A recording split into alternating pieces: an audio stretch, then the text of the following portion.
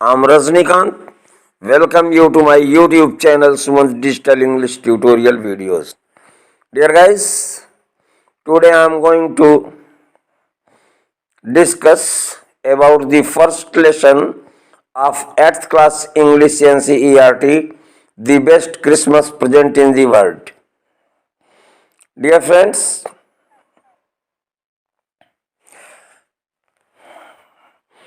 this lesson is written by Michael Marpergo. Without wasting time, let's go to the text. I spotted in a junk shop in Bridport a roll-top desk. बच्चों, I का प्रयोग लेखक के लिए किया गया है. स्पॉटेड का मतलब देखा, saw or noticed. It, इसे, in a junk shop, एक कबाड़ की दुकान में. इन ब्रिडपोर्ट, ब्रिडपोर्ट जगह का नाम है. ए रोल टॉप डेस्क, एक ऐसी डेस्क जिसके ऊपर रोल लगा होता है, यानी कि जैसे रोल पेपर्स या वायर्स रोल किए होते हैं, इस तरह से एक डेस्क के ऊपर लगा होता है, उसे हम रोल टॉप डेस्क कहते हैं. तो लेखक महोदय कहते हैं कि मैंने ब्रिडपोर्ट में एक कबाड़ की दुकान पे एक रोल टॉप डेस्क को देखा.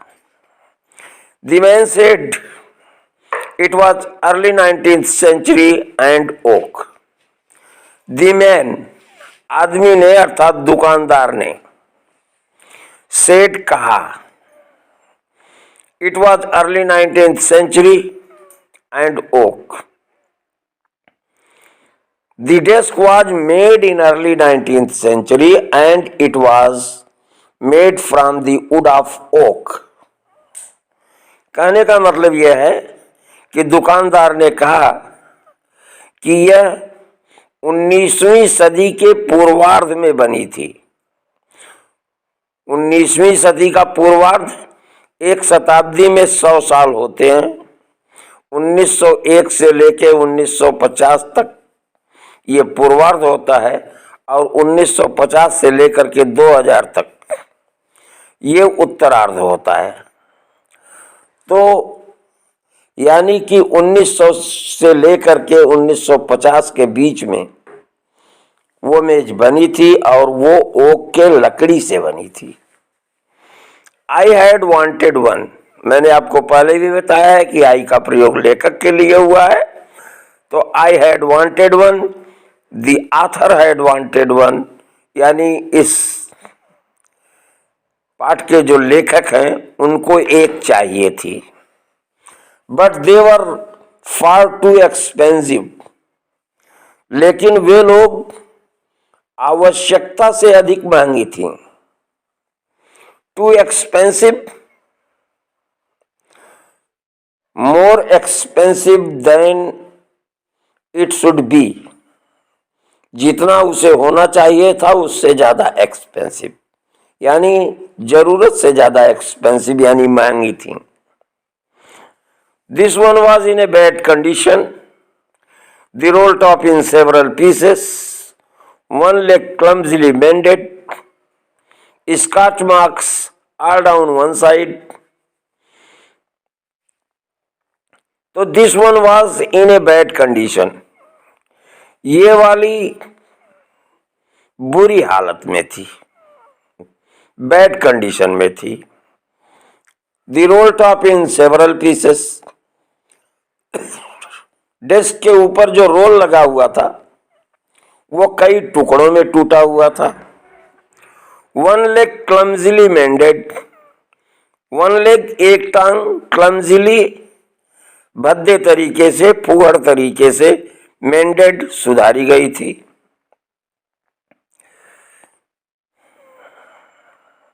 Scotch marks all down one side, scorch marks जले के निशान, ऑल डाउन वन साइड एक और ऊपर से नीचे तक जले के निशान थे. It was going for very little money, ये बहुत ही कम पैसे में बिक रही थी। I thought I could restore it, मैंने सोचा कि मैं इसकी मरम्मत कर सकता था। It would be a risk, a challenge, but I had to have it. इसको लेना जोखिम भरा होगा, इसको खरीदना एक चुनौती होगी, लेकिन I had to have it, मुझे इसे लेना था। I paid the man and brought it back to my work room at the back of garage. मैंने दुकानदार को पैसे दिए और इसे अपनी कार्यशाला में गैरेज के पीछे ले आया। I began work on it on Christmas Eve, मैंने इस पर क्रिसमस इवनिंग पर काम करना शुरू किया, यानी क्रिसमस की संध्या पर इस डेस्क पर लेखक महोदय ने काम करना शुरू किया। I removed the roll top completely and pulled out the drawers. Remove का मतलब उखाड़ा, निकाल दिया। तो मैंने रोल टॉप को पूरी तरह से निकाल दिया, यानी डेस्क के ऊपर जो रोल टॉप लगा हुआ था उसको उन्होंने मेज से निकाल दिया। And pulled out the drawers, इसके बाद मेज की दराजों को बाहर खींचा। The veneer had lifted almost everywhere. It looked like water damage to me. Veneer जो चिकनी वाली सतह होती है मेज के ऊपर, had lifted almost everywhere, तकरीबन हर जगह पे उठी हुई थी। It looked like water damage to me. ये मुझे पानी से क्षतिग्रस्त दिखाई दी। Both fire and water had clearly taken their toll on this desk. Both का मतलब दोनों ने, फायर एंड वाटर, आग और पानी, अर्थात आग और पानी दोनों ने, had taken their toll, अपनी विभीषिका फैलाई थी, ऑन दिस डेस्क, इस मेज के ऊपर, अर्थात इस डेस्क पर आग और पानी दोनों ने अपना कहर ढाला था। The last drawer was stuck fast, आखिरी वाली दराज तेजी से चिपकी थी। I tried all I could to ease it out gently, मैंने इसको आसानी से बाहर निकालने की सभी कोशिशें कर डाली। I tried all, मैंने सब कोशिश किया। I could, जो मैं कर सकता था। I tried all I could, मैंने वो सब कोशिश की जो मैं कर सकता था। To ease it out gently, gently माने कोमलता से, आराम से, टू इज इट आउट, आसानी से इसे बाहर निकालने की मैंने वो सब कोशिशें की जो मैं कर सकता था।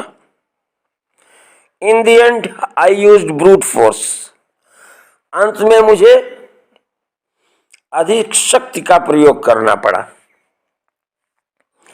आई struck it sharply with the side of my fist and the drawer flew open to reveal a shallow space underneath. तो I struck it sharply, मैंने इस पर तेज प्रहार किया। With the side of my fist, मेरे हथेली के बगल से। And the drawer flew open, और दराज खुल गई। And revealed a shallow space, और एक उथला सा स्थान दिखाया। अंडरनीथ, नीचे की ओर। ए सेक्रेट ड्रॉर, वो एक सेक्रेट ड्रॉर थी। यानी जब लेखक महोदय ने अधिक शक्ति का प्रयोग किया और अपने हाथ के बगल से, हथेली के बगल से तेजी से उस पर प्रहार किया, तो ड्रॉर खुल गई और ड्रॉर खुलने से नीचे की ओर एक उभरा हुआ स्थान दिखाई पड़ा जो कि एक सेक्रेट ड्रॉर था। There was something in there, उसके अंदर कुछ था। I reached in and took out a small black tin box, मैंने हाथ को अंदर डाला और एक छोटा सा काले रंग का टिन का डिब्बा निकाला। Sellotape to the top of it was a piece of lined newspaper, इस पर सेलोटेप से चिपकाया हुआ इसके ऊपर एक रूलदार कागज था। And written on it in shaky handwriting, और इस पर कर्सिव लेटर से लिखा गया था, Jim's last letter received January 25, 1915। जिम का आखिरी पत्र जो कि 25 जनवरी 1915 को प्राप्त हुआ। To be buried with me when time comes, मेरे साथ कब्र में जाने के लिए जब मेरा कब्र में जाने का समय आएगा। I knew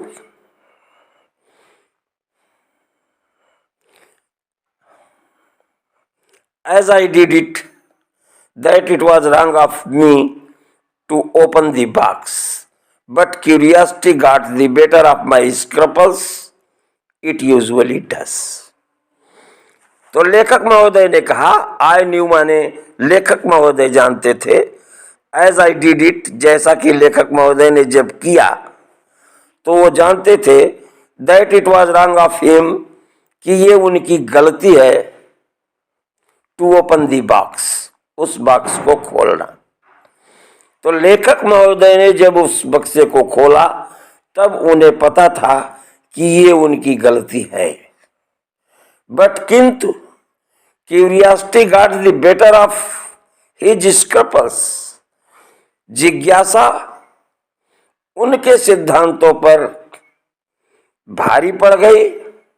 and it usually does, ऐसा अक्सर होता है। Inside the box there was an envelope, box के अंदर एक लिफाफा था। द एड्रेस रेड, लेखक महोदय ने एड्रेस पढ़ा तो एड्रेस में लिखा था Mrs gym McPherson, 12 copper bridges, Bridport. तो मिसेस जिम मैकफरसन का नाम लिखा था, हाउस नंबर 12 लिखा था, ब्रिडपोर्ट जगह थी, ब्रिडपोर्ट में कापर बीचेज में house number 12, Dorset. I took out the letter and unfolded it, मैंने चिट्ठी को निकाला और उसे खोला। It was written in pencil, यह पेंसिल से लिखा गया था। And dated at the top December 26, 1914, और ऊपर तारीख लिखी हुई थी दिसंबर 26, 1914। तो dear guys, 2 comprehensive questions are given here. What did the author find in junk shop? Author को जंक शॉप में क्या मिला? The author found a roll top in the junk shop. Author को जंक शॉप में एक role top desk मिला। What did he found in secret drawer? Who do you think had put it in there? तो what did he find in secret drawer? उन्हें secret drawer में क्या मिला? He found a black tin box in the secret drawer. उन्हें secret drawer में एक black tin box मिला। Who do you think had put it in there? आपके अनुसार उसको अंदर किसने रखा होगा? तो I think according to myself, the receiver of the letter, I mean Jim McPherson, Mrs. Jim McPherson would have put it in there. So dear guys, it was all for today. Hope You must have enjoyed this video lecture. Watch this video again and again from top to toe in order to have the clear conception of the text. Thanks for watching. Bye.